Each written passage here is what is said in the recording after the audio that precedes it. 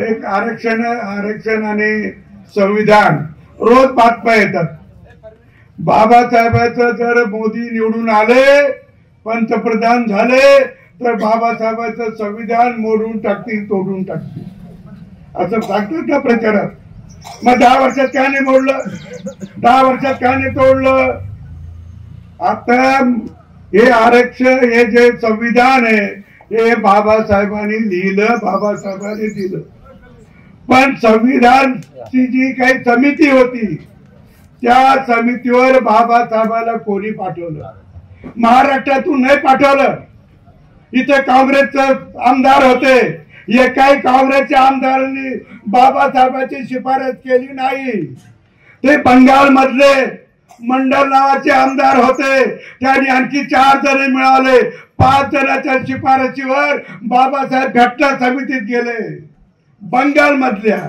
महाराष्ट्राच्या काँग्रेसवाल्यांनी नाही.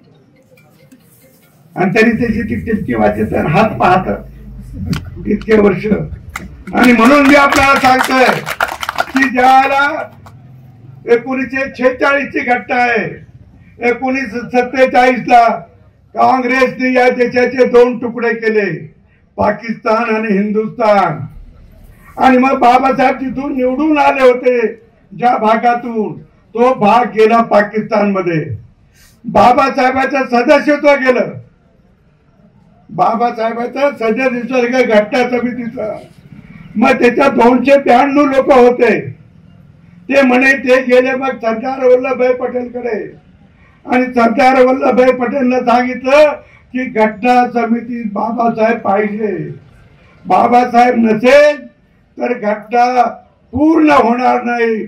काही करून बाबासाहेबांना घटना समितीत घ्या. मग त्या सरदार वल्लभभाई पटेल या देशाचे उपपंतप्रधान होते.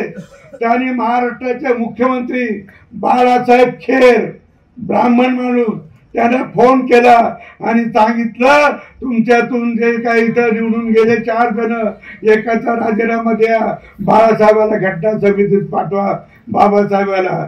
आणि मग पुन्हा घटना समितीत गेले.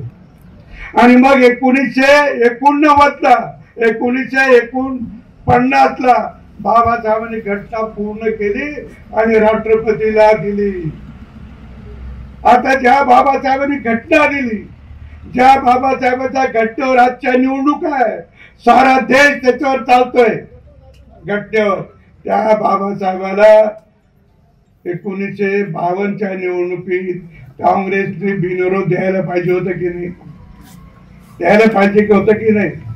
पण त्याच्या विरुद्ध काँग्रेसने माणूस उभा केला, बाबासाहेबांचा पराभव केला. बाबासाहेब दुसऱ्यांदा भंडाऱ्याला उभे राहिले 1954 ला. तिथेही बाबासाहेबांच्या विरुद्ध काँग्रेसने माणूस उभा केला आणि तिथे काँग्रेसने बाबासाहेबांचा पराभव केला. 54 साली 2 वर्षांनी बाबासाहेब आपल्यातून निघून गेले. मग ज्या संविधानाच्या बद्दल तुम्ही आता बोलता, मग बाबासाहेबाला बिनविरोध लोकसभेत का नाही काँग्रेसने पाठवलं? त्यावेळेला तर दुसरे पक्ष नव्हते, सगळे काँग्रेसच होते. अरे इतके वर्ष पंजाला आणताना शिक्के. मग बाबासाहेबांचा अपमान ज्याने केला त्याला तुम्ही शिक्के मारता, त्याच्या पटलं दाबता आणि अपप्रचार करता. अपप्रचार. अरे इतकंच नाही तर बाबासाहेबाला वेळोवेळी अपमानित केलं. मोदीजींनी काय केलं? मोदीजींनी दिल्लीला बाबासाहेबांचा मोठा स्मारक केलंय. जगातले लोक येतात तिथं बाबासाहेबांचं स्मारक पाहायला. मोदींनी केलं. बाबासाहेब इंग्लंड मध्ये ज्या खोल्यात शिकले, अभ्यास केला, तिथं त्या खोल्या त्या मालकाने अजून विकल्या नव्हत्या. इतक्या दिवस सांभाळून ठेवल्या होत्या. तो काही आपल्या जातीचा नाही, पातीचा नाही, महाराष्ट्राचा नाही, हिंदुस्थानचा नव्हता. आणि मग त्याने ती बिल्डिंग विकायला काढली.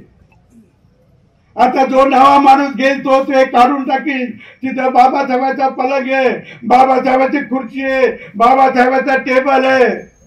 हे मी ऐकू नये, मी डोळ्यांनी पाहिले. मी डोळ्यांनी पाहिलं ते अजून आहे. आणि मग असं कळलं की ते इमारत विक्री आहे. देवेंद्र फडणवीसला लोकांनी सांगितलं, पण महाराष्ट्राला मुख्यमंत्र्याला जगामध्ये काही घेता येत नाही, जमिनी प्रॉपर्टी घेता येत नाही, देशाला घेता येतं. मग देवेंद्र फडणवीसने मोदीजीला सांगितलं की जी बाबासाहेबांच्या 2 खोल्या असलेली इमारत विक्री आहे ती आपण घेऊन टाकू आणि ते मोठं स्मारक करू. मोदीजीने ती सगळी इमारत विकत घेतली आणि आता बाबासाहेबांचं स्मारक तिथं आहे. काँग्रेसवाल्याला का नाही सुचलं रे बाबा? बाबासाहेबाला भारत रत्न कधी मिळाला? बाबासाहेब आपल्यातून गेले 1956 साली आणि बाबासाहेबाला भारत रत्न मिळाला 1990 साली. आणि कोणी दिला? काँग्रेसचा पंतप्रधान नव्हता. भारतीय जनता पार्टीचे 90 खासदार होते आणि व्हीपी सिंग तिथं त्यांना पाठिंबा दिल्यामुळे ते पंतप्रधान झाले.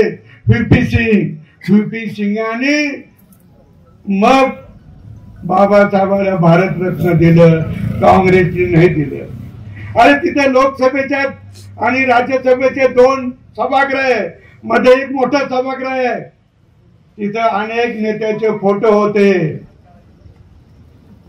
इंदिरा गांधीचा पण होता, राजीव गांधीचा होता, पण बाबासाहेबांचा फोटो तिथं